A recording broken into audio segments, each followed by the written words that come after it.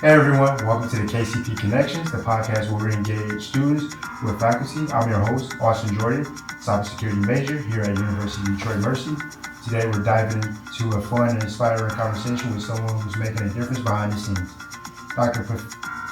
Professor Gregory Laylaw, chair of the cybersecurity program. Let's get to know the person behind the title. All right. What's something you loved doing as a kid that you still enjoy today? Probably bike riding. Bike riding? Did that, would go miles and miles as a kid, and when I can get outside and do miles and miles as an adult, I still love doing that.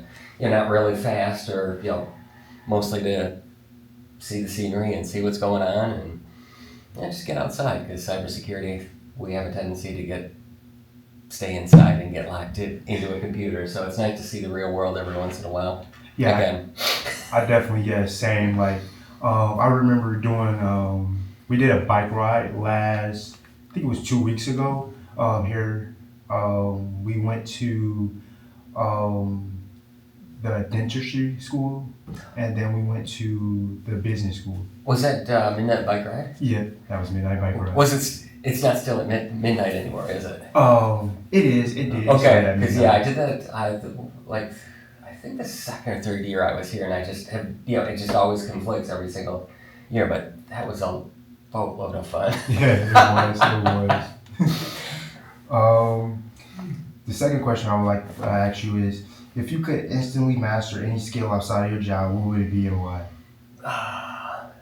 That's a tough one. I skimmed the questions while we were waiting, and that one was one I didn't really have an answer to. Probably, I wish I was more mechanically inclined. I mean, I can reason through things and I can fix things, but sometimes it's just, to do anything more complex, it's just difficult for me. So that's when it's time to call it in the experts, especially if we're talking about plumbing.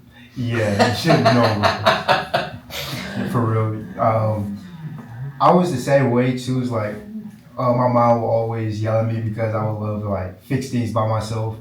But just little things, I would try to fix a DVD player or something like that. But it's probably not the same. But yeah.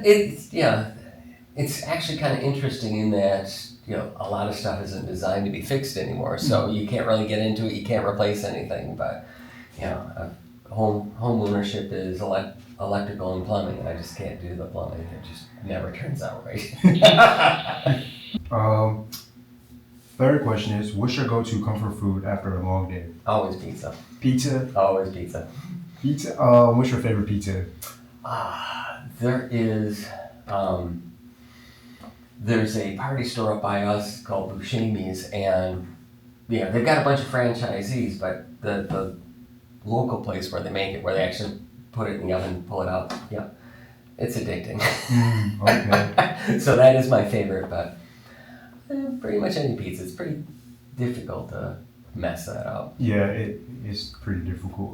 Would you say you have a favorite topping that you put on your pizza? Always pepperoni. Pepperoni. Yeah, can't go wrong with the original. Nope. Yeah, we can add things on top of that, but it's got to have pepperoni. Yeah.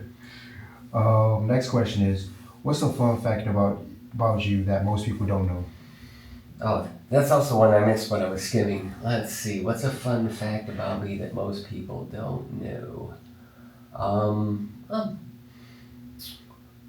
Maybe they don't know this. Actually, they probably don't.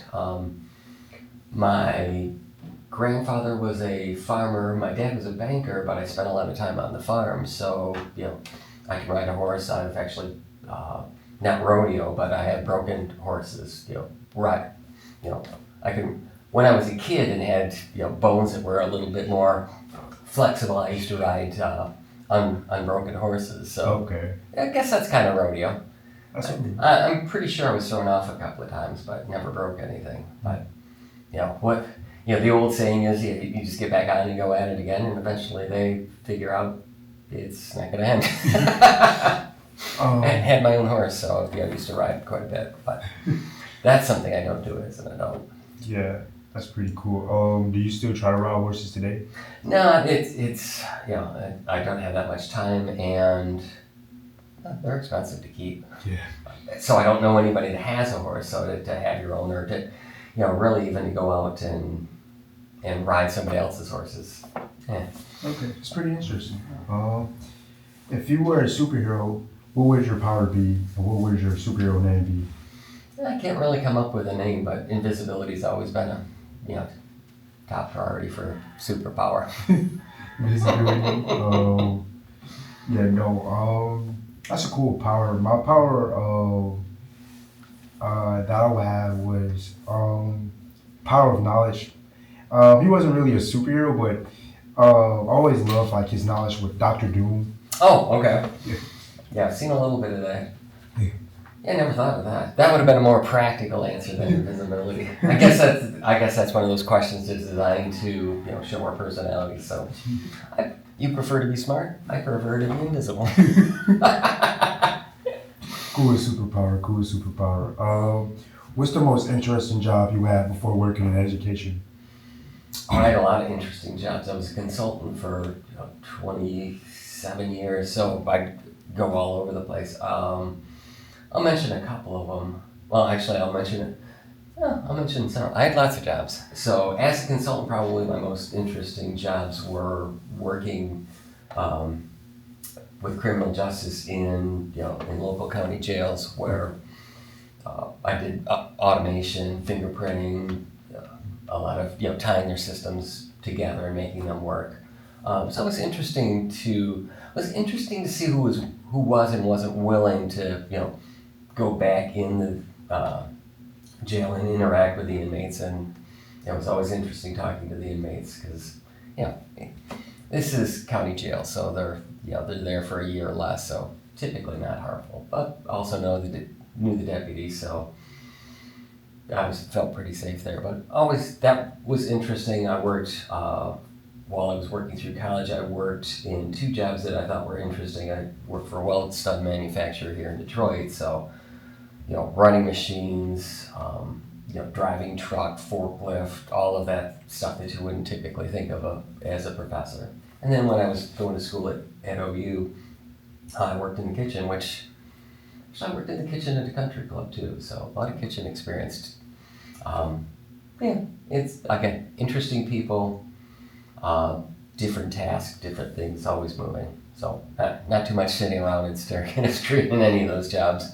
Wow, that's like a jack of all trades. Yeah, well, it's one of the things that you learn as you go, and that's part of really how do you figure out what you want to do until you start doing some of these things. So I look back on some of that very fondly, but on the other hand, that also clued me in that I didn't really want to do that for the next 25 years.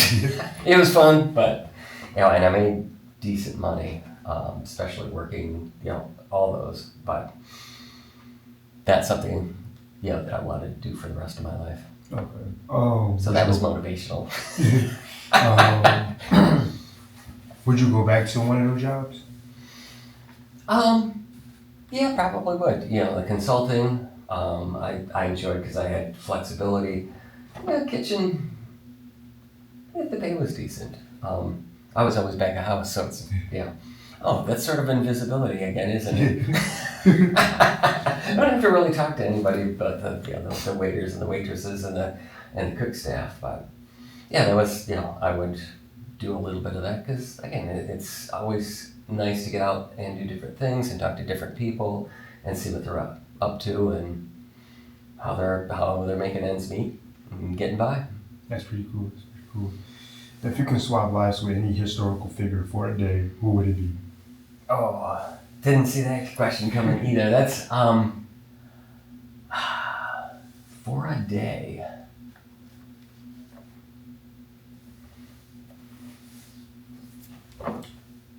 Interesting question. One of the things that I've always liked to do is read history. Although now I'm listening to books on tape, so I've been, I go through little binges. So I'm binging on Civil War now. So okay. Maybe Abraham Lincoln. Okay. Or maybe Grant. Grant, sort of down in the trenches a little bit more and had a better feel for what went on. But that's it. Just interesting times, almost inconceivable times. You know, when you read some of that stuff, I'm like, so there's a day as Grant would be interesting. Maybe later in the year, war when he was more of a hero.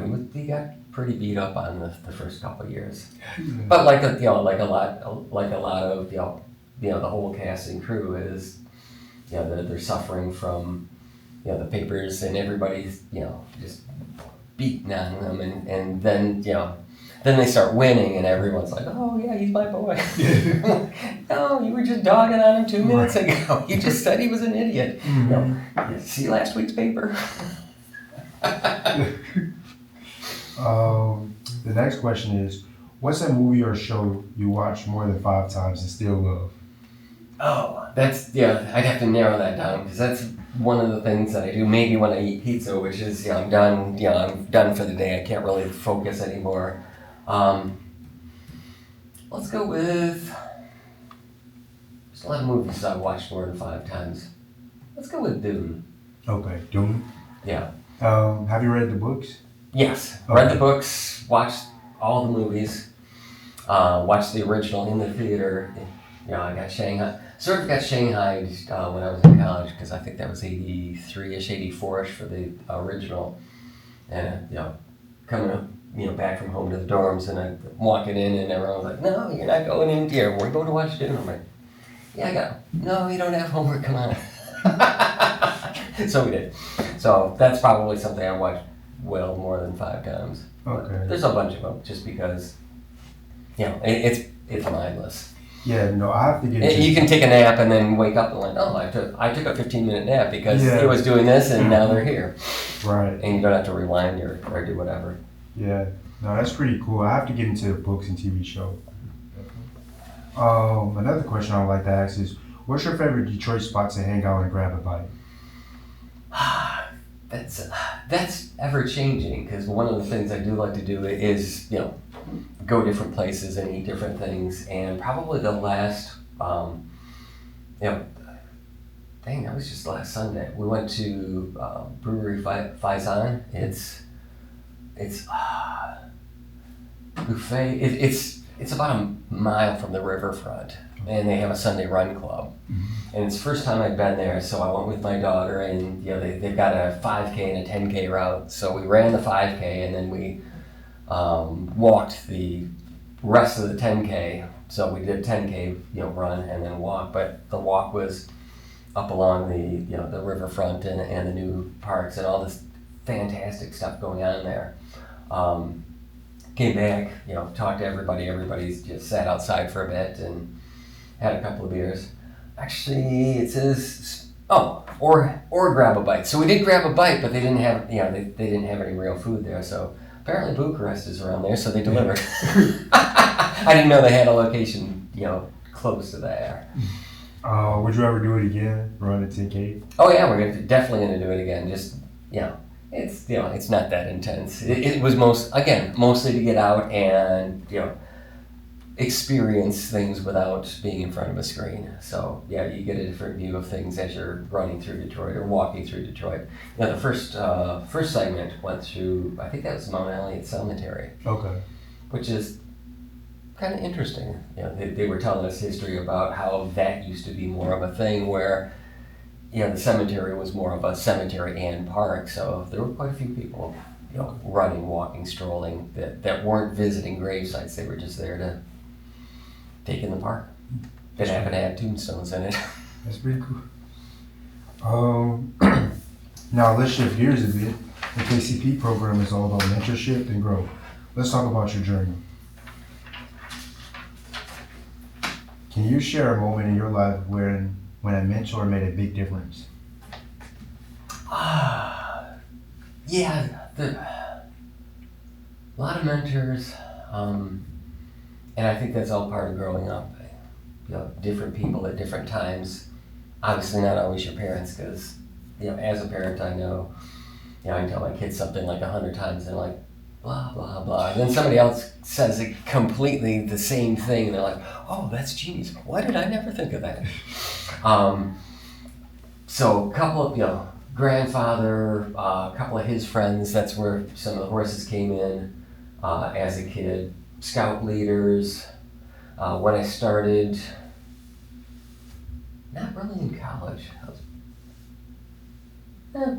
The Wellstone manufacturing plant that I worked at, the boss there was pretty cool and helped out a lot.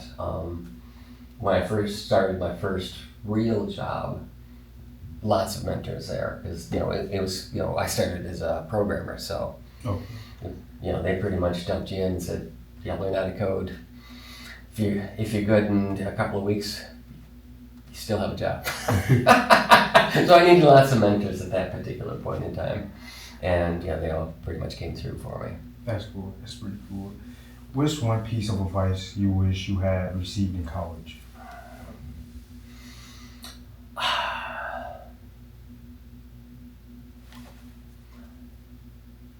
I guess focus more on some of the external activities rather than study all the time.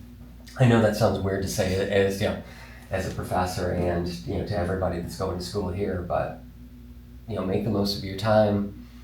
Do outside activities, see other people, get involved with things. Mm-hmm. I think it helps your schoolwork. You get some mentors there, or really you just get some people who are just gonna mock you ceaselessly if you don't do well in school.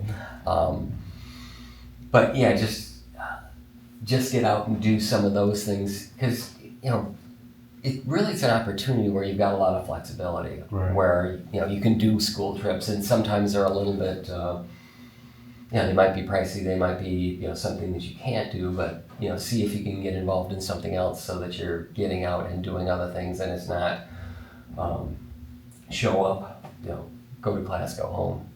Mm-hmm. I went to OU, which was mostly a commuter school. I was there, I stayed in the dorms for 3.5 years, even though I was close enough to commute, and that was a good experience.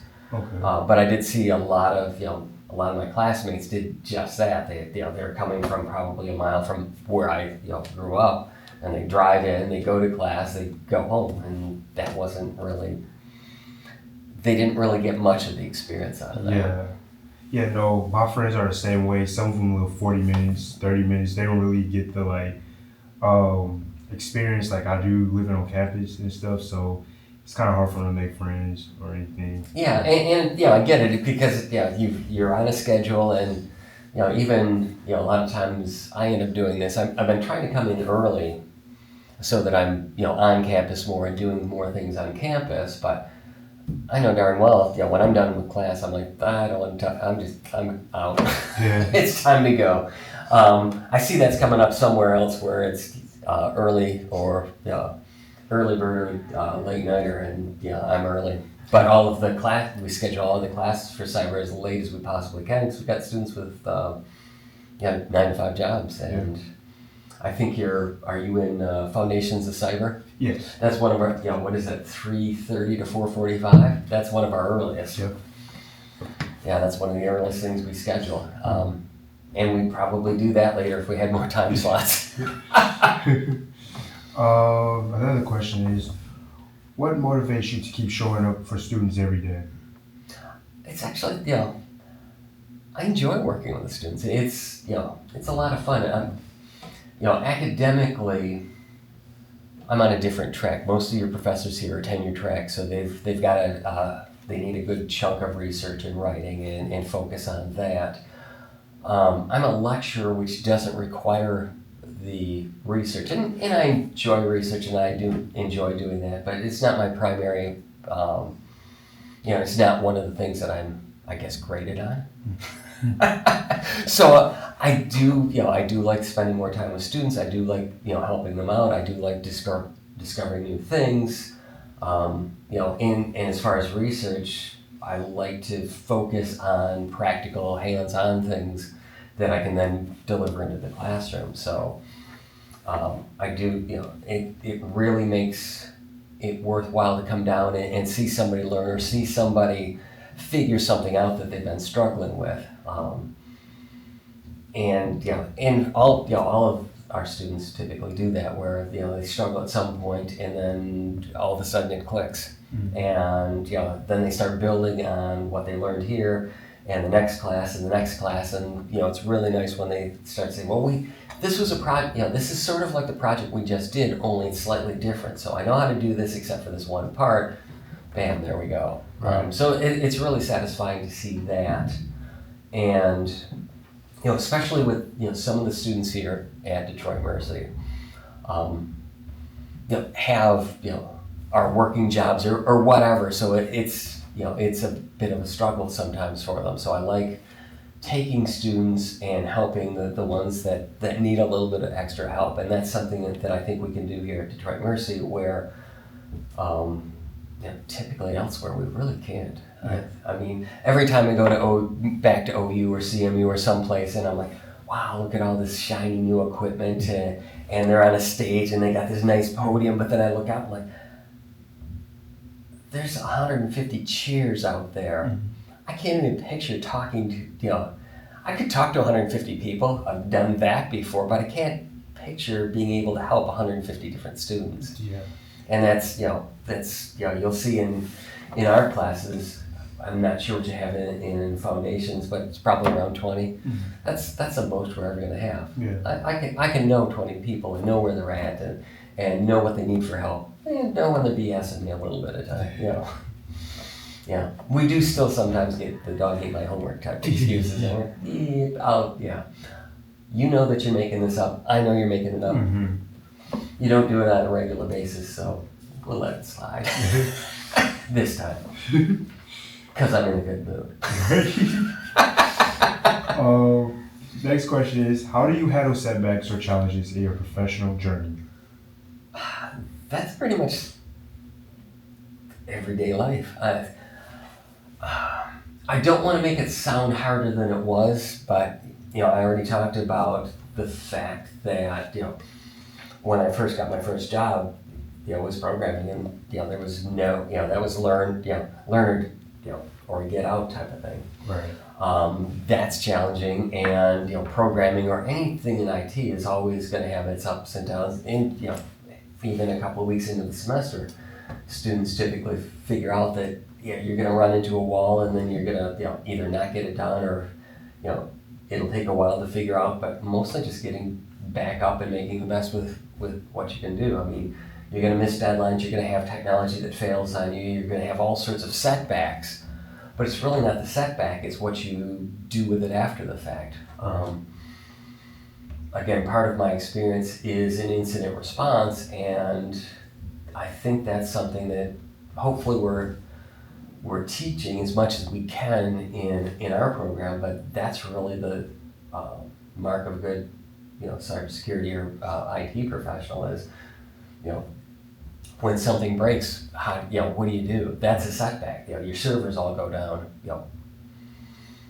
What do you do? Can you pick yourself up? Can you start walking through a recovery with reasonable assumptions and start walking through a logical way to get back up? Or you might see this in some of your classes. You'll certainly see it with users where something breaks and they're like, well, I can fix it by poking random buttons and hope.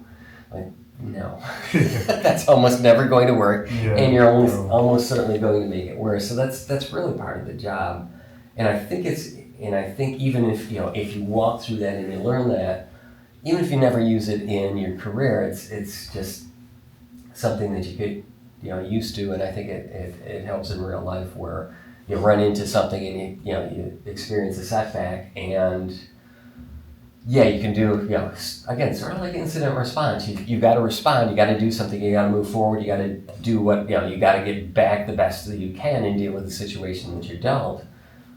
And then maybe after things settle down, go back and do a review.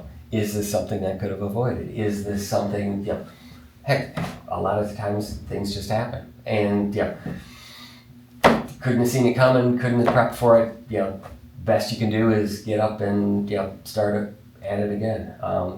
So I think that's a big part of what you'll end up doing what we all end up doing. That's good. That's good. What's a book, podcast, or TED Talk that really impacted your thinking? Book, TED Talk, or podcast? Listen to a lot of podcasts. Really influenced my thinking.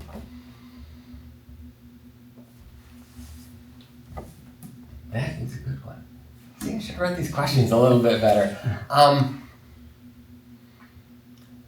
I'm listening to a lot of different podcasts on religion right now, and that's and obviously the Bible and all of that stuff. It's starting to it's not something that I did as a kid. It's not something that that was really part of my upbringing, but I'm starting to to see some of the wisdom that's in there. So I guess that's part of it, and obviously fits in with where we're working or where you're studying, and how that all relates to other people and how other people think and what you can do for other people, just by walking around and being a decent person or friendly.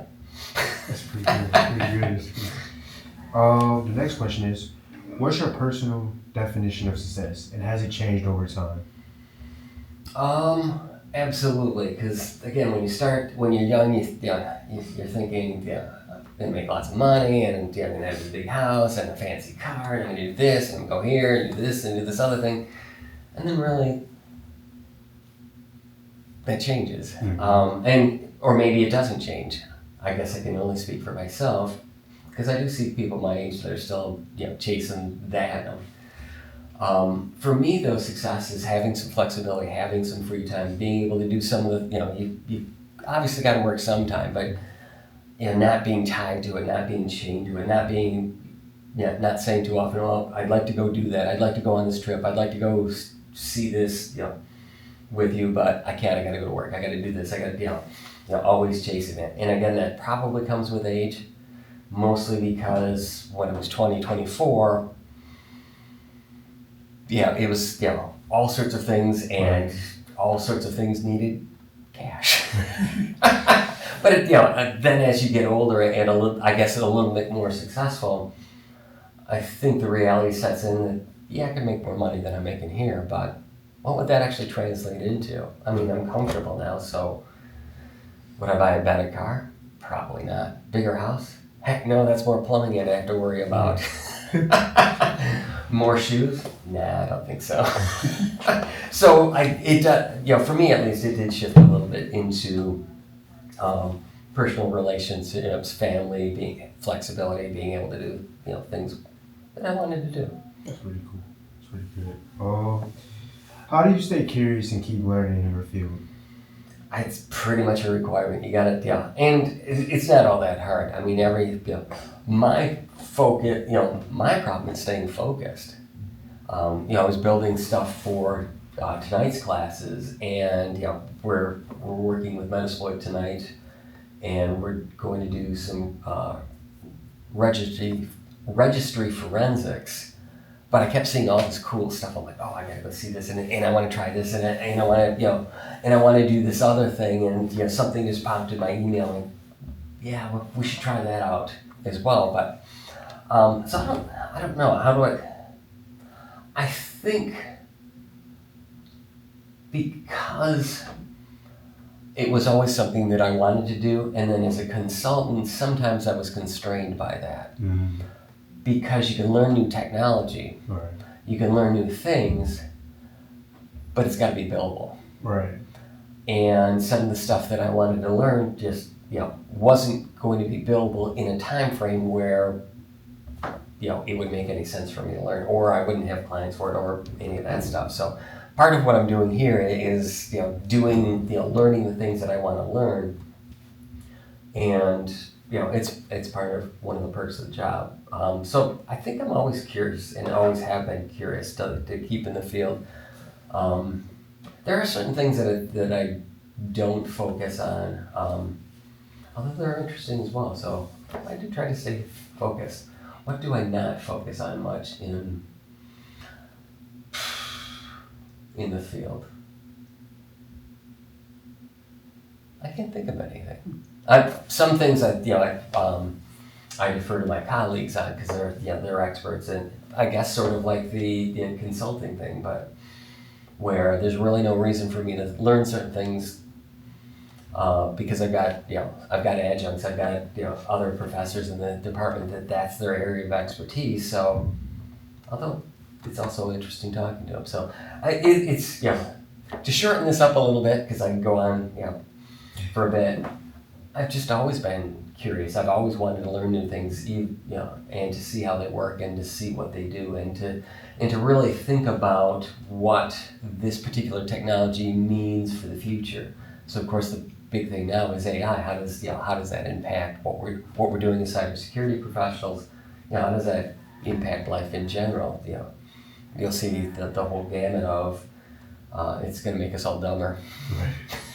We're going to lose the ability to think on our own, which I suppose, there is some, there's probably a valid argument in there, and you can see it.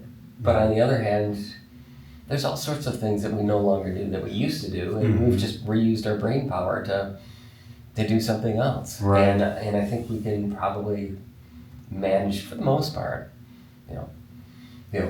We could tell old school stories about how many phone numbers we used to know and all of that, and heck, I know mine and I know my wife's only because I wouldn't know my wife's except it's all of the value clubs are tied to her phone number. So if I'm gonna save some money on gas at Kroger, I need to know her number. About kids, I don't know any phone numbers. But we used to know them all, but you'll hear that argument go back and forth. And I think we'll just adapt. Hopefully we'll adapt. We have before. Yeah, that's true. And I think that's where I draw parallels to, my grandmother was born in 1920, so, as, she lived up to be like 102, I think. Oh wow, that's amazing. And she had a laptop, and I was always working with her to, she was always on it. She was always learning these things. So I just so from really before you had you started when things were horse powered, and now you put people in space, and you've got a much powerful cell phone than they used to launch Apollo with. Mm-hmm. So that's a lot of stuff I think we can adapt. But that's always what drives me is I'm curious and to see what's coming next. What's one thing you hope students take away from this conversation? I would think just to see a little bit broader in the field, all of the exciting stuff that's out there, the different, we talked about my path, and my path wasn't, it was just different, and I think everybody's experience is different, and I think they should look forward to that rather than get too stressed out about where they're at and where they're going. I mean, obviously some people run into problems and they need to stress out about some of it, but it was a long path. I talked about working in the kitchen, working weld-stud manufacturer. I actually worked for my uncle and he was an excavator, so construction. Those were some hard days. Very definitely something you did not want to do for 25. I don't think I had the physical stamina to keep up with those guys, even though they were like 20 years older.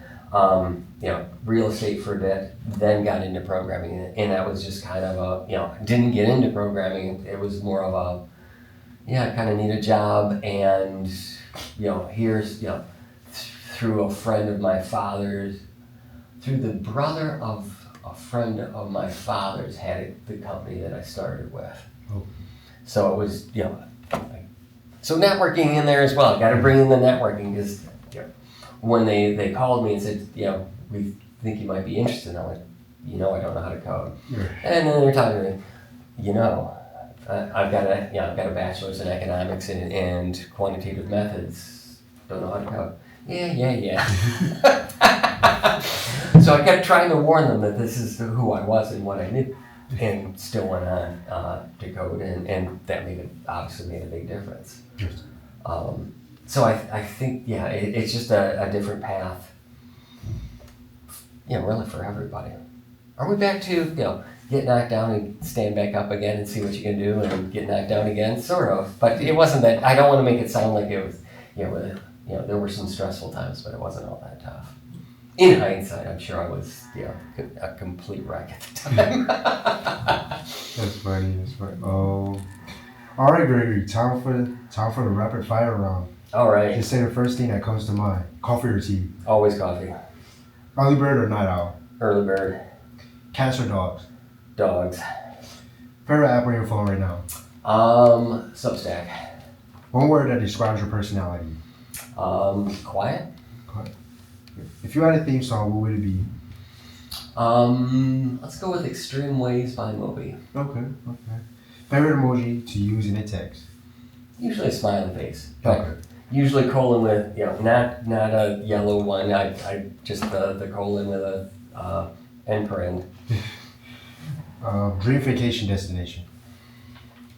Austria. Okay, that's pretty cool. First concert you ever attended? Let's see. I could just drive, and that was, I think that was Blue Oyster Cult. Okay. And that was Joe. I think that was one of the first things that Joe Louis said. But I think Kobo was still there because I saw probably the better concert that I saw was the Police after the Fire and the Go-Go's. Okay. And that was at Kobo. I think like 81-ish, 82-ish. Best advice you ever received in one sentence? Stay focused. Several times I've heard that. That's good. Well, Professor Lela, thank you so much for joining us today. Your stories and insight are exactly what our students need to hear. To everyone listening, stay curious, stay connected, and remember, mentorship is a two-way street. Catch you next time on KCP Connections. All right, fantastic.